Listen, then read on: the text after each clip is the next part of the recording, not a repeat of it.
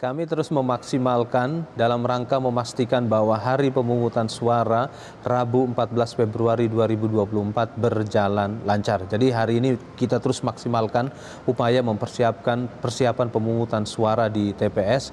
Dan sebelum saya menjelaskan yang lainnya, saya ingin meluruskan informasi yang tadi telah disampaikan bahwa nanti setelah selesai penghitungan suara di TPS, Sirekap digunakan dan setelah data perolehan suara dalam bentuk capture dan data itu diunggah ke dalam Sirekap, maka nanti itu semua akan ditampilkan dalam info pemilu. Jadi di info pemilu tidak hanya data numerik digital tetapi juga capture ataupun hasil foto terhadap formulir model C plano sama seperti waktu situng digunakan dan dipublikasikan.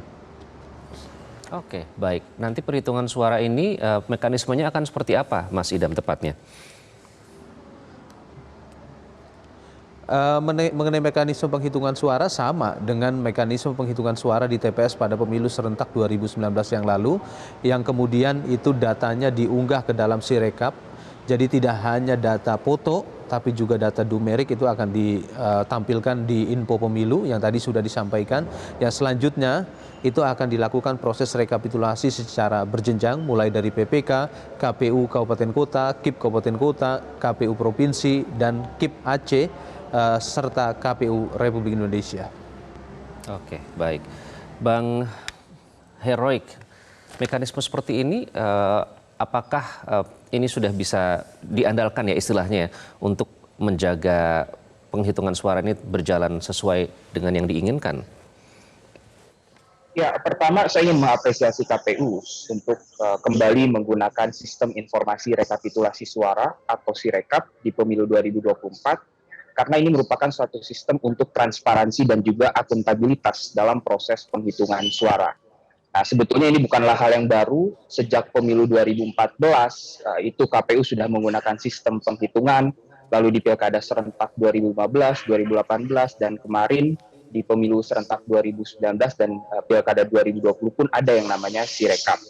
Nah, tujuan utamanya adalah ini bukan hanya untuk transparansi dan akuntabilitas, tetapi misalnya bagi pemilih yang kemudian ingin melihat hasil pemilu di TPS-TPS di daerah lain, kita bisa menggunakan Sirekap ini untuk mengakses data tersebut. Dan juga fungsi ini bisa dimanfaatkan juga oleh partai politik peserta pemilu yang tidak punya saksi misalnya di TPS-TPS tertentu karena ingin mendapatkan salinan C hasil tersebut, maka dengan menggunakan Sirekap itu bisa digunakan begitu ya. Nah, tetapi memang ada hal lain yang perlu diperhatikan. Yang pertama adalah tentu kami mendorong KPU untuk sesegera mungkin ketika selesai proses penghitungan, upload C hasil itu bisa langsung diakses oleh publik gitu ya. Tadi Pak Idam menyampaikan bahwa nanti setelah penghitungan selesai, publik bisa melihat langsung melalui infopemilu.kpu.go.id di laman khusus Sirekap itu untuk melihat akses terhadap data C yang kemudian bukan hanya dalam data numerik, tetapi juga data foto salinan yang kemudian sudah difoto oleh petugas KPPS itu bisa diakses.